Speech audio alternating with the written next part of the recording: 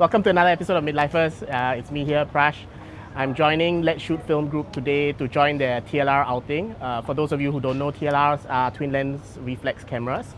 It's actually May Day today and we woke up very early, but I guess Ian, roll the intro.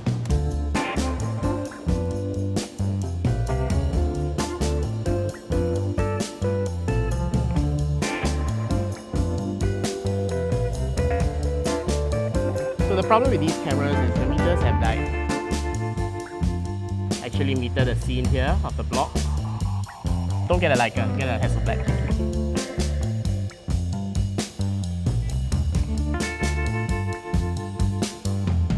Okay, so I brought my TLR, but okay, now through special effects, it's here now. Okay, so this is a twin lens reflex camera. It looks something like this. It's called twin lens reflex camera because it has two lenses. You use one for viewing the image and composing it, and the lens that is underneath will actually take the image.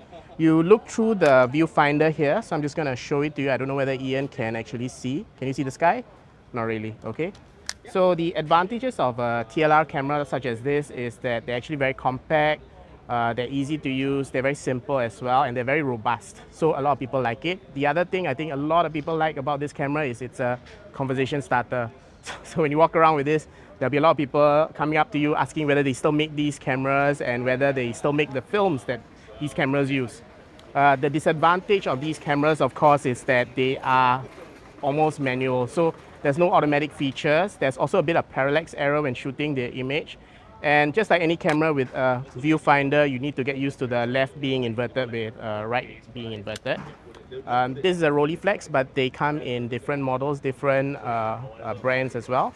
So I think we'll share with you the other cameras that the other users are using.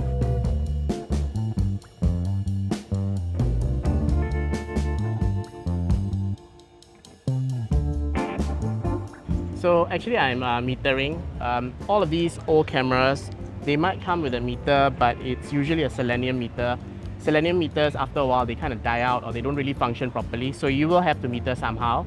You can use a dedicated light meter. I have one, but I have one on my phone as well. So I'm just going to use that to actually meter the scene here of the blocks.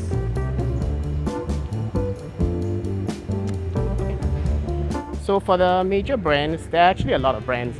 Lomo has a TLR. Mamiya has a TLR. Rollei has a TLR.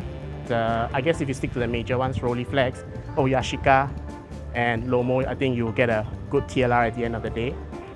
If you're shooting TLRs, then you might want to, random bird attack. I think stick with the main players because finding parts is a bit easier, getting them repaired is easier. CLA options are easier as well.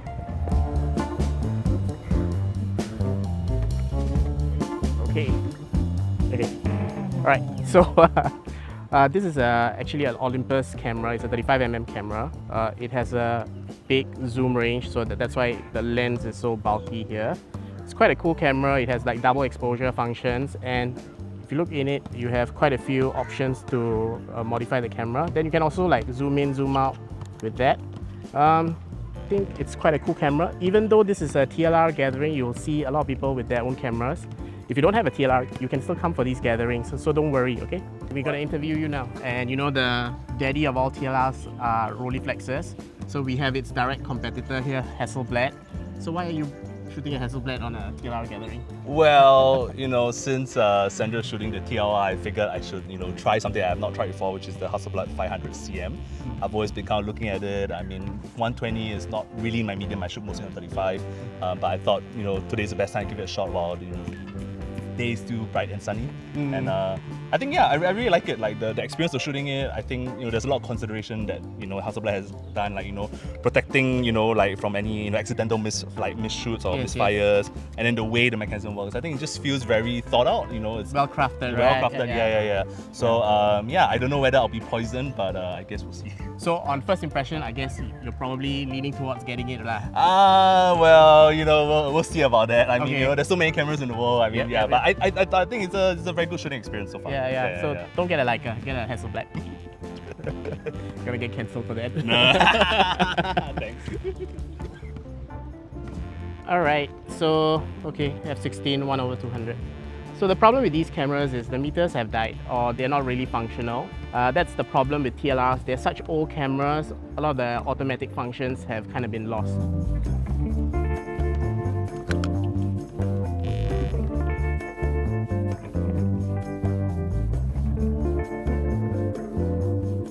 Okay, so here we have CQ with us. Okay, he's the founder of the Let's Shoot Film group. He has one of the more interesting cameras in this group today. So he has a Yashica Matte. So why don't you share about this camera a little bit? Sure. So this is the Yashica Matte 124. There's another model called the Yashica Matte 124G. So the difference between these two models is that this Matte 124 without the G has more magnetic parts and more metal parts. I understand for the G model there's more plastic part. And for this, I got this because I think the price level is quite good.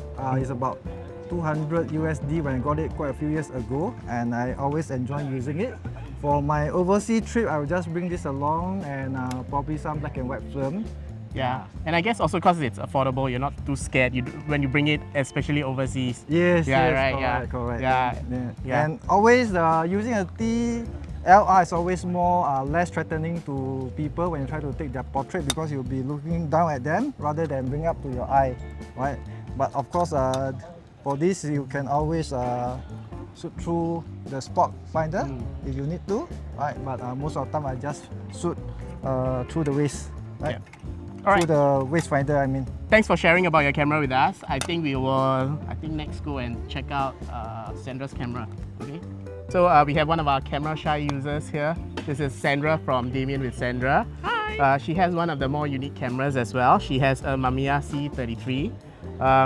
Can you explain a little bit about this camera to the viewers out there? Okay, so this is a modified camera by a Singaporean. If you want to know his contact, just let me know. Okay. Not sure if he allows me to blast his name here. Okay, so, okay. It shoots Instax Mini back. So this is a modified camera, which is similar to Min's TL70 version. It shoots Instax Mini.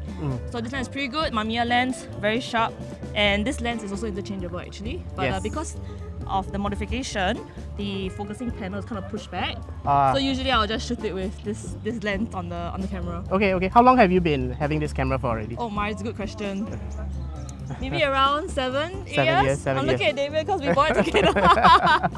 Yeah, but I guess because we all shoot instant mostly, Yes. this is an amazing addition because few TLRs actually have like an instant modification back to it, right? Yes, and Yeah. it's really good. Yeah. I quite enjoy it. It's very sharp too because Mamiya lenses are Yeah, awesome. actually as long as you have like a proper lens, Yashica, Mamiya, whatever, on instant film, the instant film just pops after that, Yes. right? Yeah. So Yep. thanks for sharing about your camera. Yes. I guess we'll go and bother someone else next. Okay, so here we have another cool Rolleiflex or Rolleicord camera. Do you mind sharing about it? Okay, this is a Rolleicord Art Deco series. It's kind of like limited edition kind of thing. So that's why it has this nice... Yes, so in a way, I call it the LV of Rolleicord. Because usually it's leather, right? Yes. But this one is metal plate. Oh, Copper plate, yeah. So I think it's copper plate here. that's So cool. it's very interesting. Yeah. And it looks like one of the older models as Yes, well, right? it's one of the older model, I think 1930s or something. Okay, But okay. because it is metal plate, that's why it's Held up limited, so yeah. long lah. Yeah, exactly. How long have you been shooting this? I have this about a year plus. Okay. Yeah, and the funny thing is that, okay, to explain it, this one, okay, when you load the film, you open this up and see number 1 here. Oh. But after that, you have to close this, and every time you shoot, right? Yep. Okay, before you shoot, you have to reset this counter to number 1. Oh. So every time you advance, you check here. Yes. You don't check below. No. The first time I didn't know, I keep checking here. So end up only at 8 shots. Oh, okay. Yeah. So Because the that's what. spacing was off. Yes. Okay. So the trick of this is like old camera, you have to know how to use it. Okay. So you start rolling from here, then after that you reset here, then you start counting from here. Okay. Yeah. So I guess for these cameras, you generally shoot in black and white as well lah. You shoot Usually, colour or- if I want to have a quick development, Yeah. I can do it myself. I do black and white. Okay. Yeah, if I doing something special like I need to see color, then because Okay. color need to send. Yes. Need to for send to developing. somewhere. Yeah, exactly. Correct. It's too So today I'm much showing black and white. Okay. Cool. Yeah. Cool. Thanks for sharing about this Hey, no camera. problem. Okay. I guess we'll go and bother someone else next. Yay!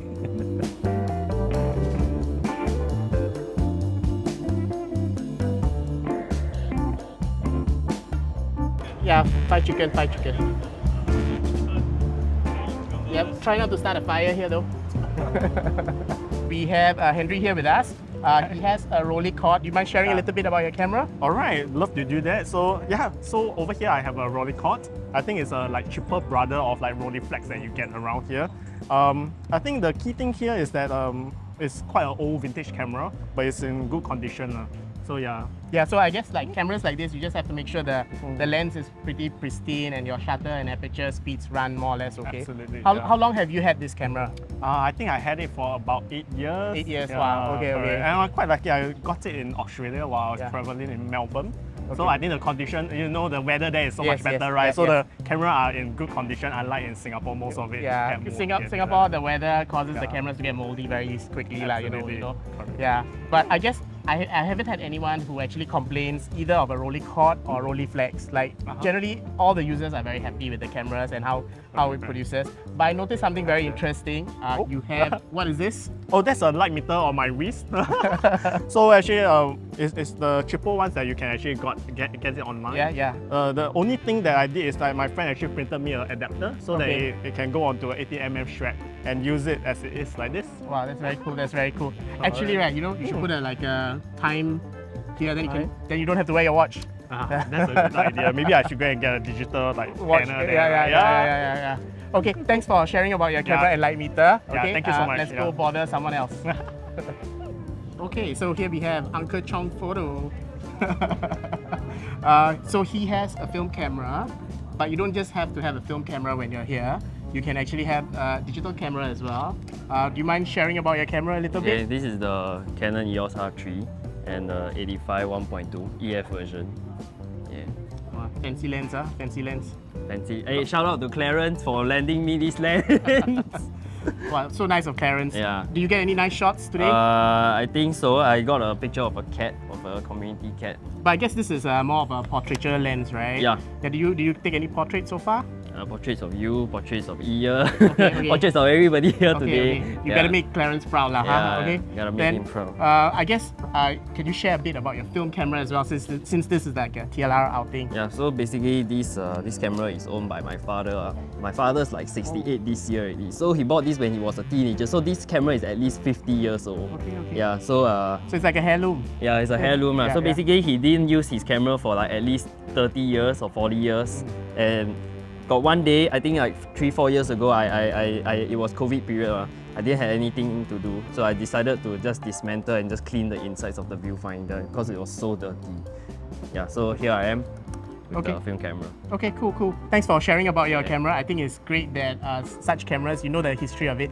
I think that's the unique thing about film cameras. Sometimes even like for cameras that I don't personally own previously, I do wonder like whose hands it passed through and all that. But I guess yours is a bit more meaningful since it's passed on by your dad. Thanks for sharing.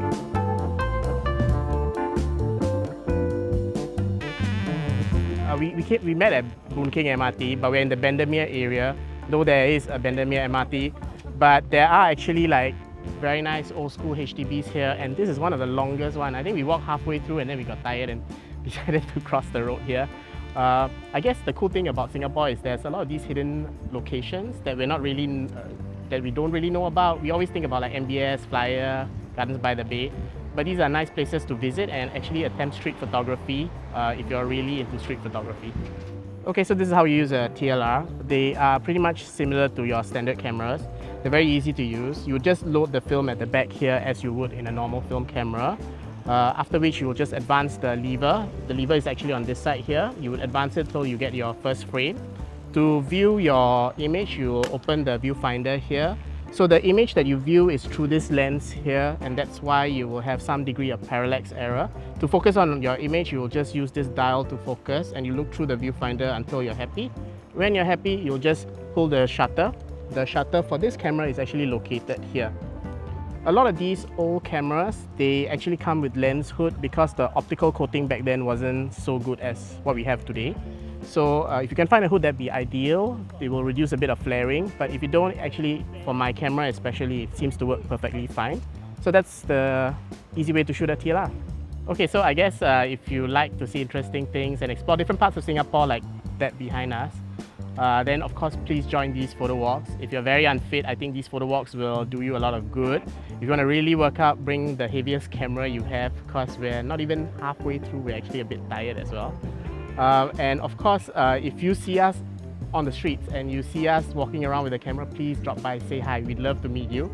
If you love this episode, please remember to like and subscribe, and I look forward to all your comments if you have any.